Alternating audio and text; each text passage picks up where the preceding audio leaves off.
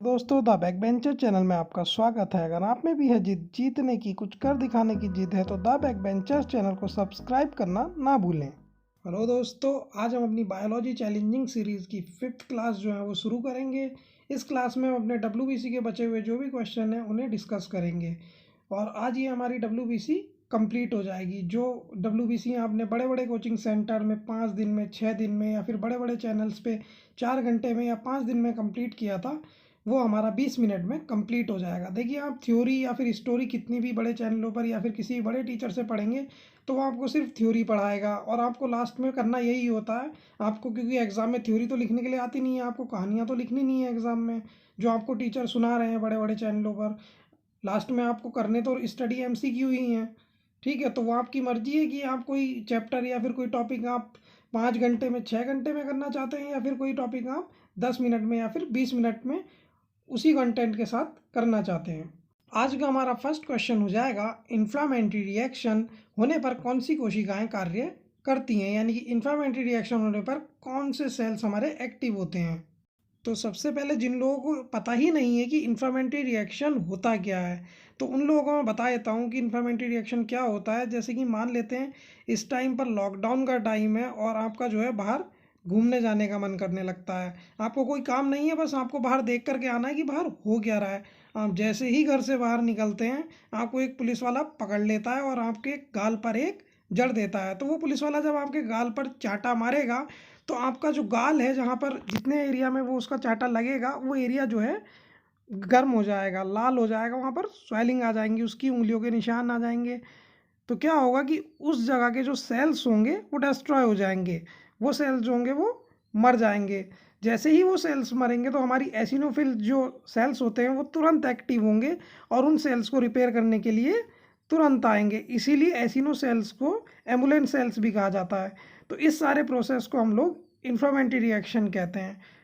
तो इसीलिए हमारे क्वेश्चन नंबर 1 का सही आंसर हो जाएगा option number B, eosinophil cells. आज का हमारा सेकंड क्वेश्चन हो जाएगा, विषाणु जनित रोगों को कौन सी कोशिका रोकती है, यानी कि ऐसी डिसीज जो कि वायरस से अफेक्ट होने पर होती हैं उन्हें कौन सी कोशिका रोकती है। तो इस क्वेश्चन का हमारा सही आंसर हो जाएगा एसिनोफिल्स, ऑप्शन नंबर बी।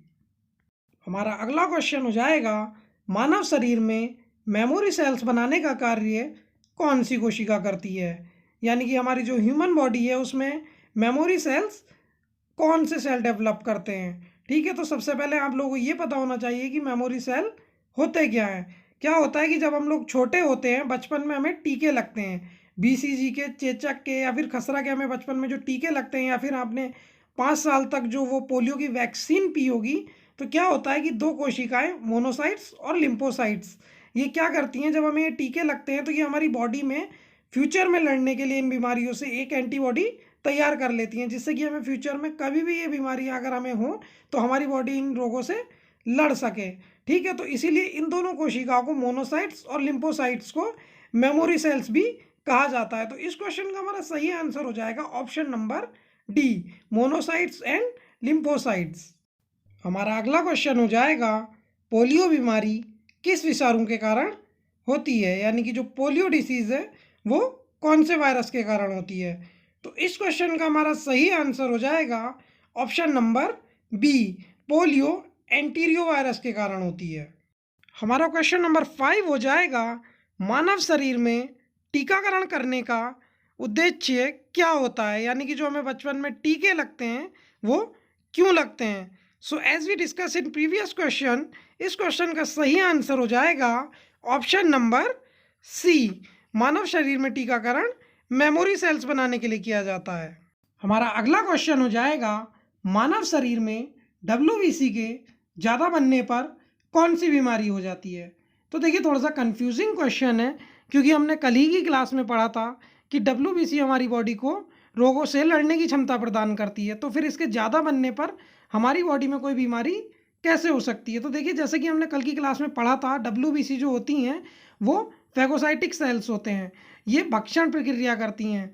तो क्या होता है कि जब हमारी बॉडी में इनकी संख्या ज़्यादा हो जाती है, ज़्यादा प्रोड्यूस हो जाती हैं, तो ये एक दूसरे को खाने के लिए एक दूसरे के पास आने लगती हैं।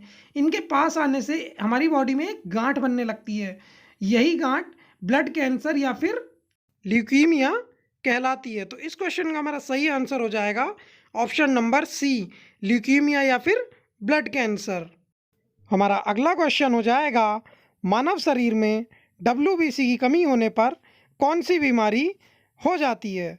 तो इस क्वेश्चन का हमारा सही आंसर हो जाएगा option number A, leucopenia. WBC की कमी होने पर ल्यूकोपीनिया बीमारी हो जाती है। नेक्स्ट क्वेश्चन हो जाएगा, सबसे बड़ी वाइट ब्लड सेल्स यानी कि डब्ल्यूबीसी कौन सी होती है? ये क्वेश्चन इस बार as it is UP triple SC में पूछा गया है। तो इस क्वेश्चन का हमारा सही आंसर हो जाएगा option number D, monocytes. Question number 9 हो जाएगा, सबसे छोटी डब्ल्यूबीसी कौन सी होती है? तो इस क्वेश्चन का हमारा सही आंसर हो जाएगा option number D, lymphocyte. 10th question हो जाएगा, मानव शरीर में किस वाइट ब्लड सेल्स की संख्या सबसे ज़्यादा होती है? तो इस क्वेश्चन का हमारा सही आंसर हो जाएगा ऑप्शन नंबर सी, न्यूट्रोफिल्स की संख्या मानव बॉडी में सबसे ज़्यादा होती है। नेक्स्ट क्वेश्चन हो जाएगा, एड्स से संक्रमित हो जाने पर मानव शरीर में कौन सी कोशिकाओं की संख्या कम हो जाती है? तो इस क्वेश्चन का हमारा सही आंसर हो जाएगा वाइट ब्लड सेल्स यानी कि डब्ल्यूबीसी। तो देखिए यहाँ पर एक बात में हम लोग ध्यान देंगे कि एड्स हो जाने पर डब्ल्यूबीसी की संख्या कम हो जाती है, ना कि डब्ल्यूबीसी की संख्या कम होने पर एड्स हो जाता है। ठीक है, दोनों बातों में अंतर है। अगला क्वेश्चन हो जाएगा, एचआईवी वायरस किस वायरस परिवार का सदस्य है? ये क्वेश्चन इस बार लोको पायलट में पूछा गया है। ठीक है, तो इस क्वेश्चन का हमारा सही आंसर हो जाएगा option number C, retro virus. HIV virus retro family का मेंबर है। क्वेश्चन नंबर 13 हो जाएगा, निम्न में से कौन से कारण से एड्स नहीं हो सकता है? तो देखिए, एड्स जो है वो जब तक एक व्यक्ति का खून उस व्यक्ति के खून के संपर्क में नहीं आता है जिस व्यक्ति को एचआईवी एड्स है, तब तक एड्स नहीं हो सकता है।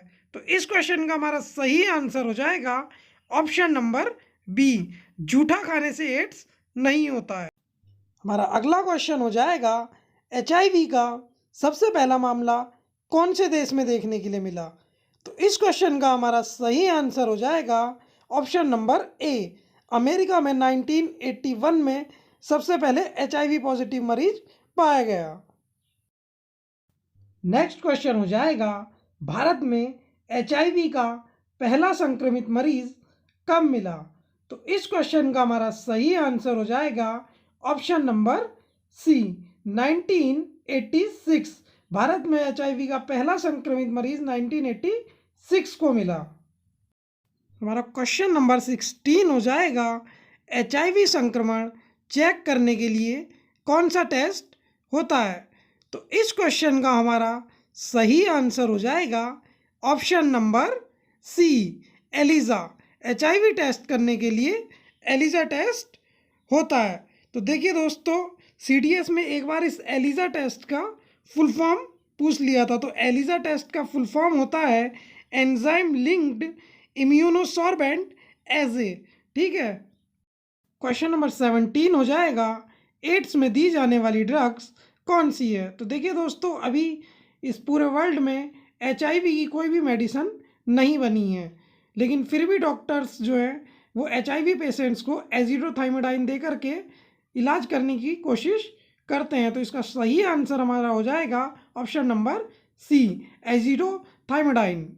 नेक्स्ट क्वेश्चन हो जाएगा, निम्न में से कौन सा लक्षण एड्स का नहीं है? तो देखिए दोस्तों, जब एड्स संक्रमित मरीज को भूख लगना बंद हो जाता है, और जब भूख लगना बंद हो जाता है तो उसका वजन तेज़ी से कम होना शुरू हो जाता है और उससे तेज बुखार रहता है, तथा उसके पेट का जो निचला हिस्सा होता है जिसे हम लोग एडोमिनल बोलते हैं, उसमें दर्द रहने लगता है। ठीक है, तो इसमें हमारा सही आंसर हो जाएगा सर दर्द। सर दर्द एड के लक्षण नहीं है।